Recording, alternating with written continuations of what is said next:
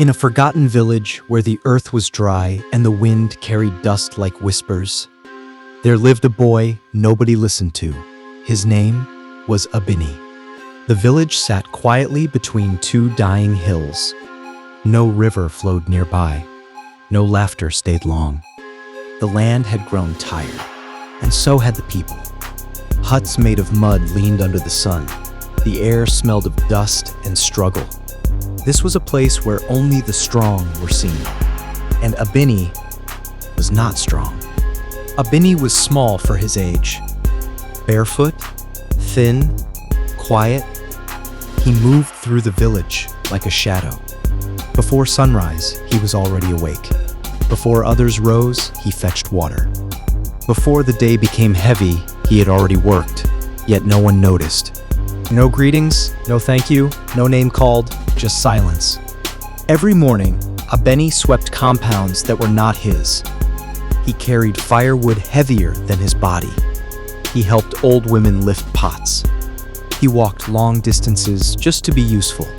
And when he finished, he sat quietly, watching others live. The children laughed at him. "Why don't you talk? Is your mouth broken? Are you even human?" They threw words like stones. Abeni never responded.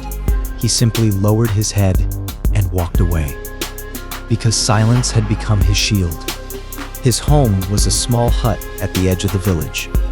Inside, there was little food, little comfort, only his mother, a tired woman with eyes full of prayers. At night, she would sit beside him and whisper, "My son, God did not make you for nothing." Abeni would look at her and smile. Though he never spoke, Abeni listened. He noticed how the elders argued, how the rich took more water, how the poor grew weaker. He saw things others ignored, and he remembered everything. Then one season, the rains did not come. The soil cracked open, crops turned yellow, animals grew thin. Fear crept into the village. People whispered at night, "Something is wrong." The elders gathered under the old tree. Their faces were tense. "The gods are angry," one said. "We must do something," said another. They argued, they blamed, they feared, but none of them looked inward. From a distance, Abeni watched the meeting. Quiet, still, observing, he noticed the lies, the fear, the guilt, but he said nothing, not yet. That night, the wind blew harder than usual. Trees groaned, dust filled the air. An old blind man passed Abeni and stopped. "You carry a heavy voice," the man said. Abeni looked up, surprised. "One day," the man whispered, "you will speak, and the earth will answer." Then he walked away.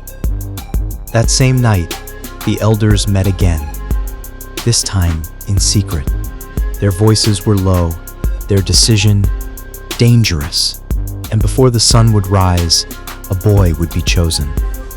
They ignored him because he was silent, but they would soon learn. Silence can carry the loudest truth. The village had always survived hardship. Droughts came and passed. Hunger came and left. But this time, something felt different. This time, the land itself seemed to be dying. It began quietly. A farmer woke one morning to find his crops wilted. Another found his well half empty. Goats grew thin.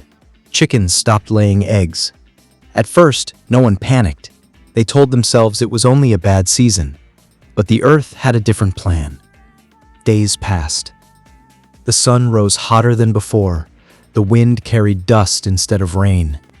The soil cracked open like broken skin. Children cried for water. Mothers rationed food, and still, the sky remained silent. Fear crept into the village like a shadow. People whispered at night, "The gods are angry." Someone has offended the ancestors. This land is cursed. Every rumor made fear stronger, and fear makes people dangerous. While others panicked, Abeni watched. He saw which farms still had water. He noticed who stored food secretly. He observed the elders arguing in low voices. He said nothing, but he understood everything. Under the ancient tree, the elders gathered. Their faces were heavy with worry. "The land has turned against us," one said. "We must act quickly," said another. Their voices trembled, not with wisdom, but with fear. One elder stood up slowly. "This is not hunger," he said. "This is punishment." The others fell silent. "We have angered the spirits." No one questioned him. Fear had already decided. That night, the village buzzed with whispers. A sacrifice is needed. Blood must be given.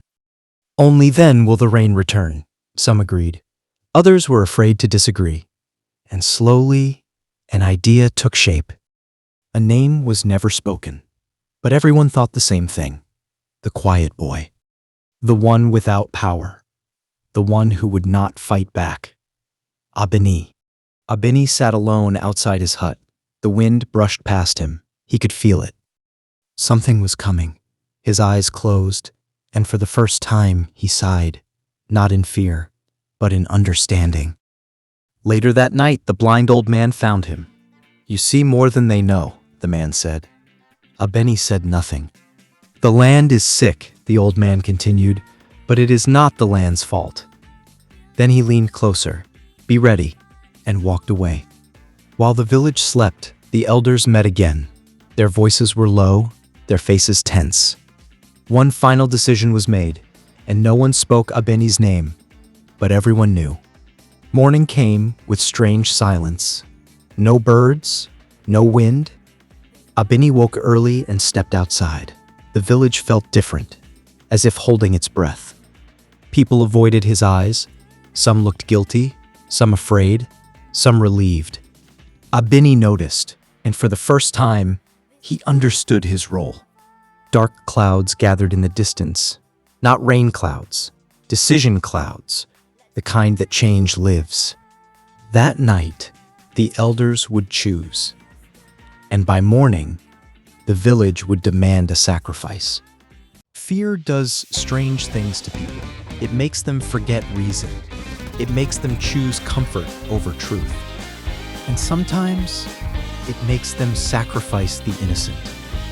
The sun rose that morning, but the village did not wake.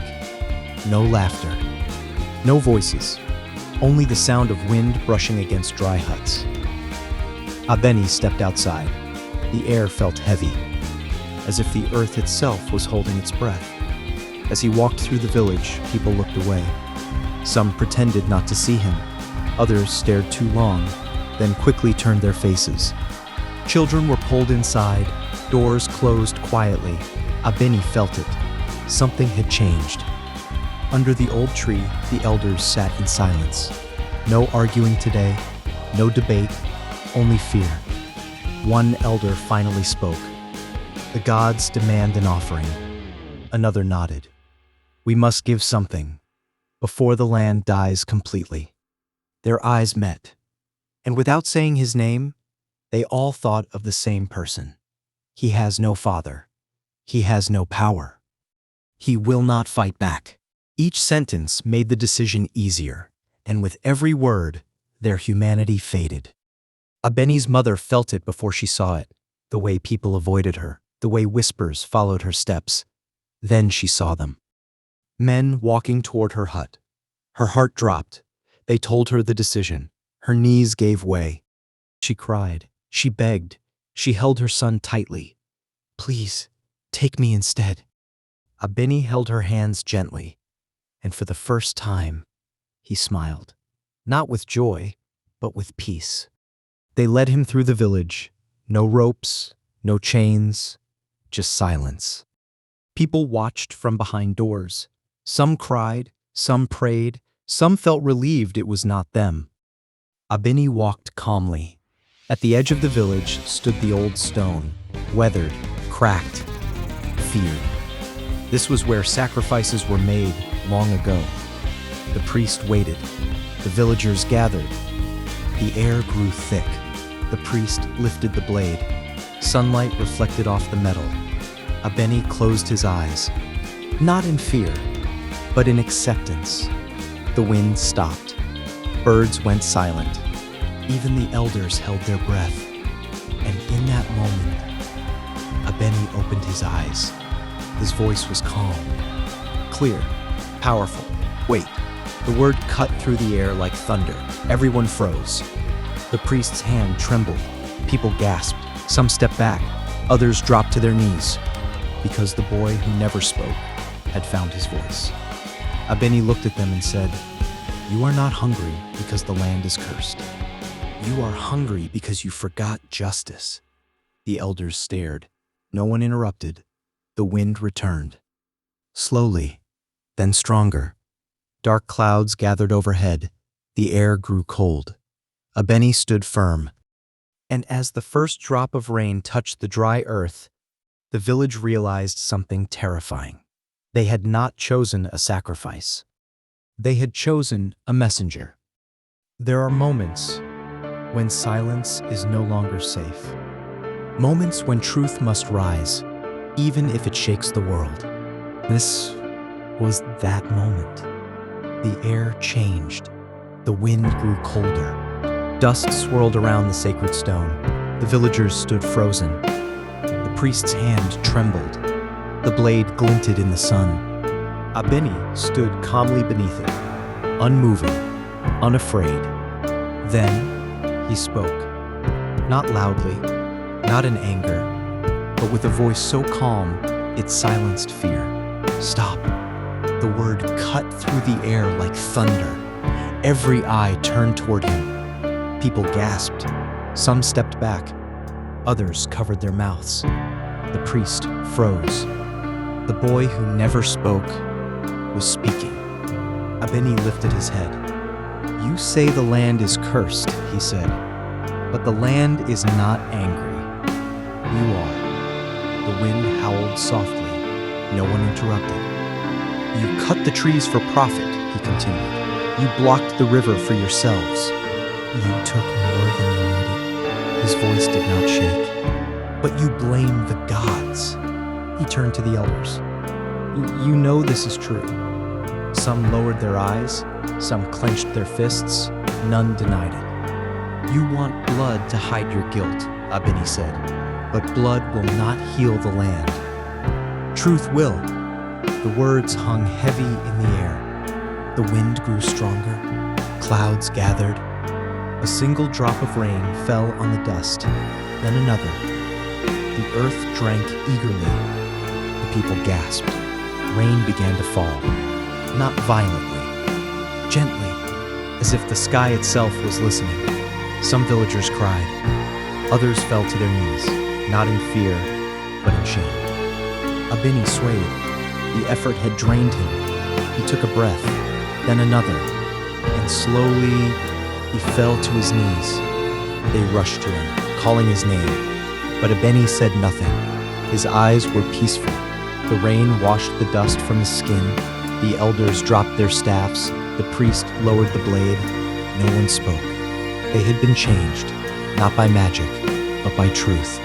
By morning, the land looked different. The soil was dark. The air was clean. Hope had returned. But Abeni had not spoken again. He spoke once. That was all it took. Because when truth speaks, it does not need to shout.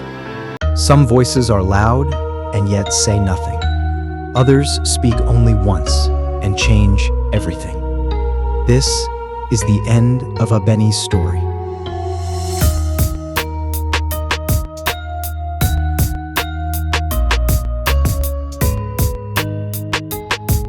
Abeni spoke once, and in that moment, he became greater than all of us. Some people live loudly and leave nothing behind. Others live quietly and change everything. You do not need many words. You only need truth and the courage to speak it when it matters most. The quietest voice can carry the loudest truth. For more videos like this, like, share, and subscribe.